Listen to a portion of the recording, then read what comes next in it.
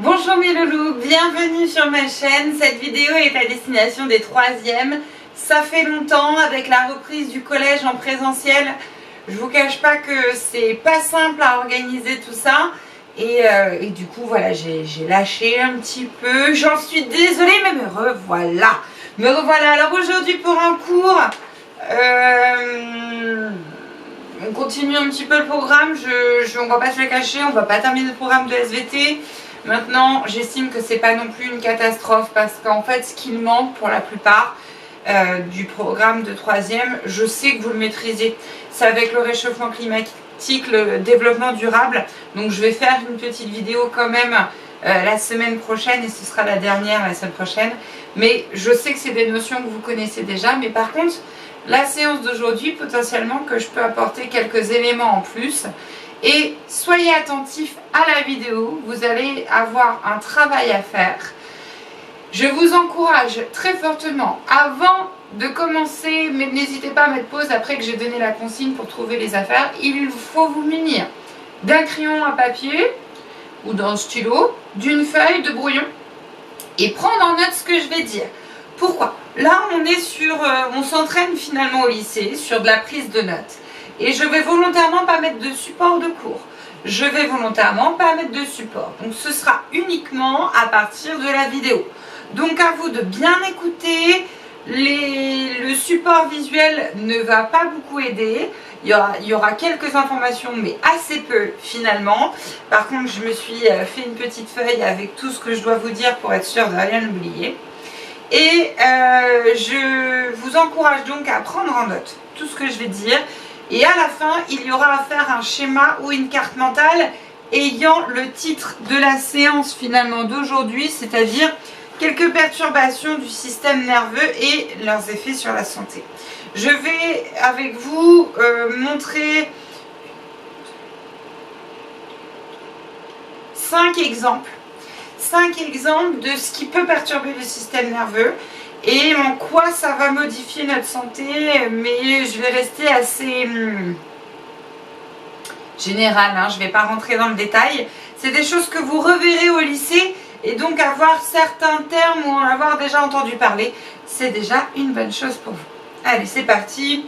Stylo en main, on écrit le titre de la leçon et on n'hésite pas à prendre en note. N'hésitez pas, l'avantage d'une vidéo, et là c'est un petit plus par rapport au lycée, c'est que vous pouvez mettre pause ou même remettre en arrière pour reprendre ce que je vais dire.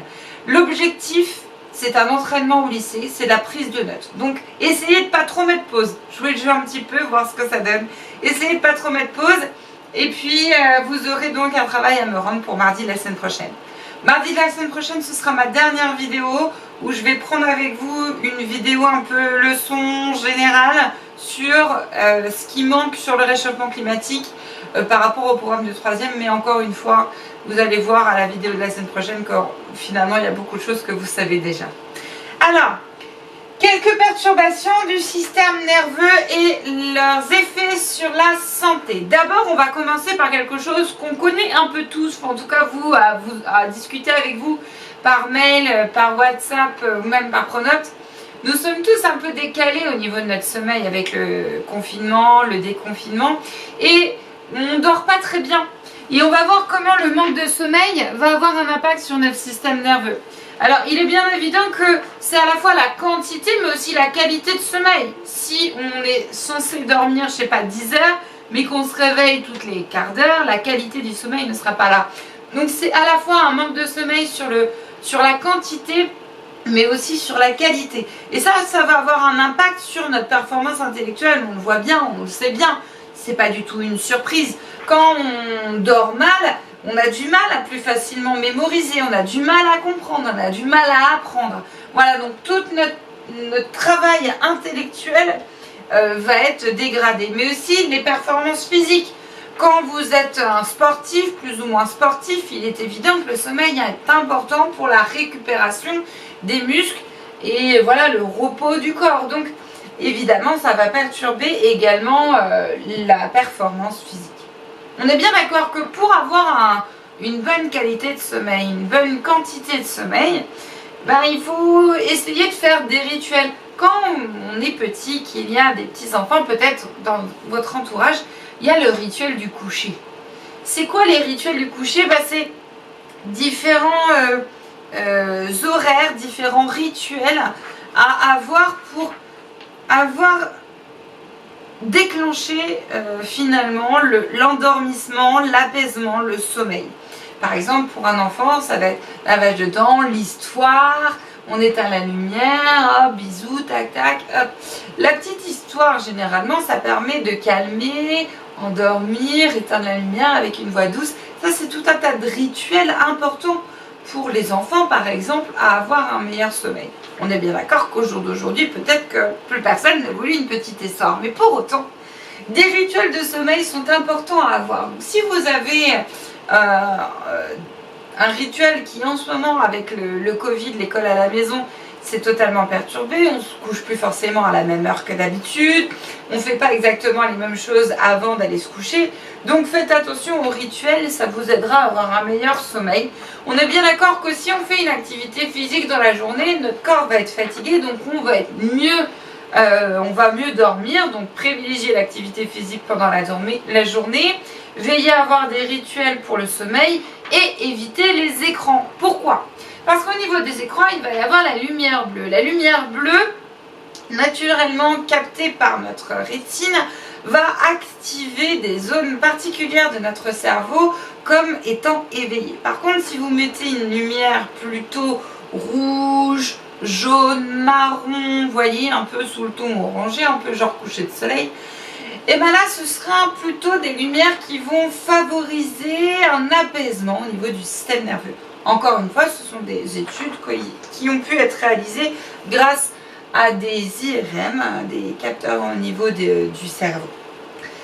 Donc vérifiez, n'hésitez pas à vérifier par exemple la quantité de lumière bleue, le film, n'hésitez pas à mettre ce qu'on appelle les filtres bleus sur les téléphones portables, écran, tablette, ordinateur en fonction des horaires de la journée. Ça me permettra de réguler finalement tout ça au niveau du système nerveux et tout simplement éviter les écrans 1 heure à une demi-heure selon, avant d'aller se coucher.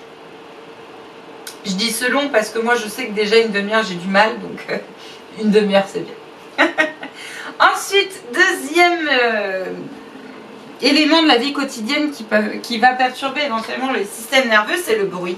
Et oui, on ne le sait pas forcément, mais à la fois le bruit va avoir des conséquences sur notre santé, bah oui, au niveau de l'oreille, bien évidemment, mais on est bien d'accord que au-delà d'un certain seuil, l'oreille interne va avoir des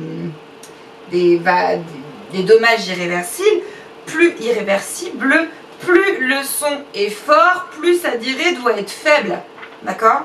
Et on est bien d'accord que s'il y a une douleur au niveau de l'oreille, c'est que le dégât est déjà là. Par contre, si il n'y a pas de douleur, mais vous commencez à moins entendre, ben c'est le cercle vicieux, vous commencez à mettre de plus en plus fort, et là, c'est des dommages qui vont être de plus en plus importants. Donc soyez vigilants à ne pas endommager votre oreille et à éviter de perdre l'audition quand vous êtes à des concerts. Par exemple, on peut tout à fait vous donner, vous savez, les petits bouchons d'oreille là. Et en quoi ça va perturber notre système nerveux? C'est un de nos 5 sens. Mais en réalité, il y en a plus. Et comme vous le savez, les 5 sens vont être prolongés. Cette information va être donnée au niveau des organes sensoriels. Et cette information arrivée à l'organe sensoriel va arriver jusqu'au système nerveux via des nerfs sensitifs. L'ensemble de ce dispositif peut avoir aussi des lésions. Et donc soyez vigilants au bruit, n'hésitez pas à baisser la musique quand vous écoutez de la musique par exemple. Et puis enfin et surtout, je vais vous parler de ce qu'on appelle des substances psychoactives qui sont en fait des substances qui vont avoir une action au niveau du système nerveux. Je l'ai déjà abordé avec vous dans différents exemples. Ça va être des substances qui vont soit prendre la place, soit avoir une forme similaire ou carrément perturber les neurotransmetteurs et leurs récepteurs.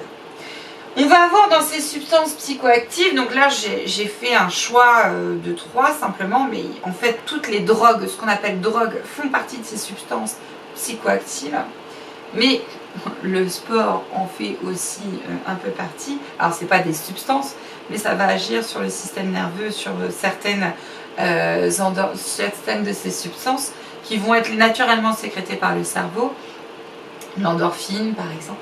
Bref, parenthèse fermée, c'est pas grave ici. Ces substances psychoactives, comme par exemple l'alcool, le cannabis ou le tabac.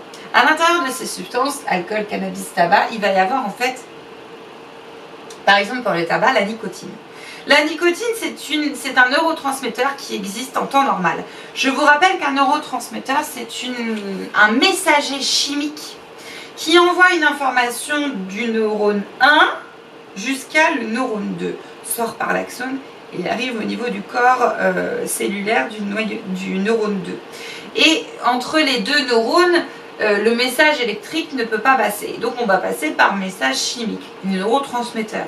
Et la nicotine, typiquement, qui est présente dans le tabac, est un neurotransmetteur qui est naturellement sécrété par le cerveau. Or, en fumant, il va y avoir beaucoup plus de nicotine, plus qu'à la normale.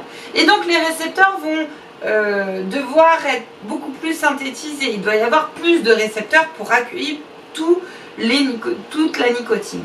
Sauf que ça va se créer ce qu'on appelle une dépendance. En dehors des effets néfastes sur les poumons, etc., par exemple, la nicotine, si on arrête de fumer, ces récepteurs initialement à la nicotine, qui à la fois avaient la nicotine dite naturelle de l'individu, plus la nicotine de la cigarette, il lui manque une des arrivées, vous voyez.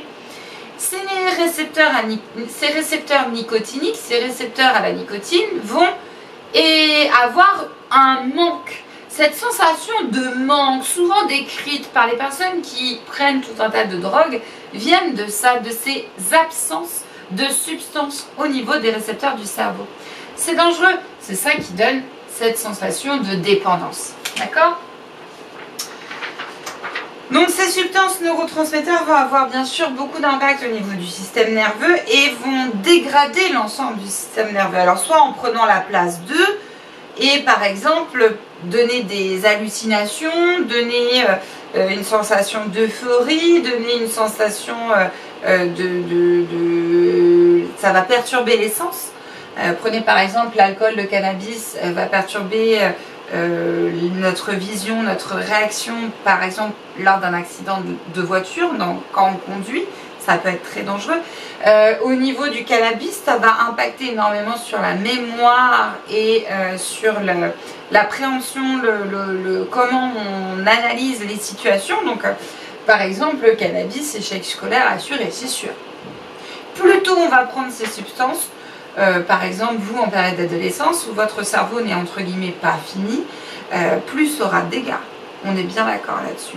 Ça va provoquer le risque d'agressivité, par exemple, pour l'alcool, la perte de conscience pour l'alcool, bien évidemment les cancers du poumon ou éventuellement de la trachée. Bref, il y a, par rapport à ces substances-là, un nombre d'effets très importants, très néfastes sur notre santé.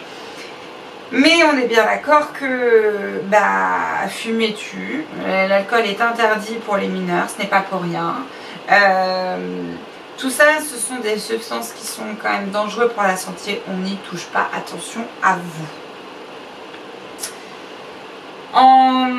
Au lycée, il y a un certain nombre d'années, j'ai eu l'occasion de faire une séance avec les lycéens du lycée d'Arsonval, à Saint-Maur-des-Fossés.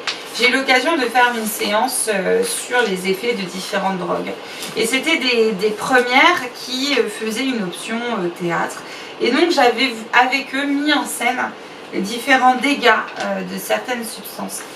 Il y a beaucoup d'informations diverses et variées sur plein de sites, soit de l'éducation nationale, soit santé officielle, santé.org, ce genre de choses.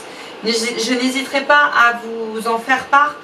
Et mes élèves de l'époque s'étaient rendu compte en fait que oui, bien sûr, il y a un effet entre guillemets positif qu'on pourrait entendre comme ça avec les copains sur le cannabis. L'effet positif peut-être sur l'alcool, l'effet positif peut-être sur le tabac. Mais ayez bien conscience que ça a des effets très graves sur la santé.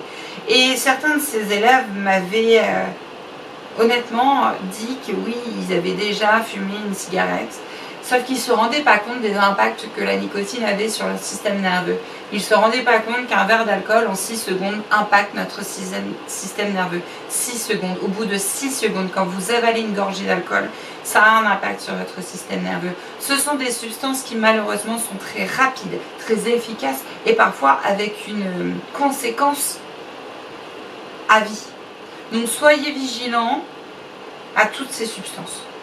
Attention à votre santé et ça perturbe. Ce sont des substances psychoactives, ça perturbe votre système nerveux. Alors mes chéris, à vous de jouer. Pour mardi prochain, mardi 16 juin, vous avez compris que les troisièmes, maintenant je publierai qu'une vidéo le mardi. Pour mardi 16 juin, vous avez un travail à faire. Avec l'ensemble de cette prise de notes que vous avez pu réaliser grâce à cette vidéo, je vous encourage à faire une carte mentale. J'aurais plutôt dit une carte mentale, mais le schéma est possible. Une carte mentale de toutes les notions abordées ici. N'hésitez pas à les compléter d'autres notions, d'autres choses que j'aurais pu vous mettre sur le Padlet, d'autres liens internet que je pourrais vous laisser sur le Padlet pour compléter. Voilà, une carte mentale assez, voyez, un résumé de cette petite vidéo. Cette carte mentale, du coup, se travaille. Pour qu'il soit réalisé, il va falloir avoir pris des notes de cette vidéo. Donc là, on travaille une compétence qui vous sera importante au lycée, la prise de notes. Et une certaine capacité de résumer des notions qui seront essentielles pour votre prochaine étape, le bac. Alors oui, je vois loin, mais c'est pas dans si longtemps que ça. Donc soyez vigilants dès septembre et ce sera votre force à faire des fiches, à faire des schémas, à faire des fiches révision. Et selon votre capacité, selon votre mémoire, la carte mentale, c'est génial. Elle est individuelle, il n'y en a pas une mais plusieurs possibles, mais c'est votre perception de l'organisation d'idée en idée. D'accord ? N'hésitez pas à revenir vers moi si vous avez des difficultés sur la méthode de la carte mentale. Mais il me semble qu'on en a déjà fait pas mal, donc n'hésitez pas à revenir vers moi si jamais vous avez des difficultés. Prenez grand soin de vous mes chéris, n'hésitez pas à m'envoyer votre travail par mail. Et je vous dis donc à mardi 16 juin pour la dernière vidéo de SVT de l'année. Prenez soin de vous mes chéris, à bientôt.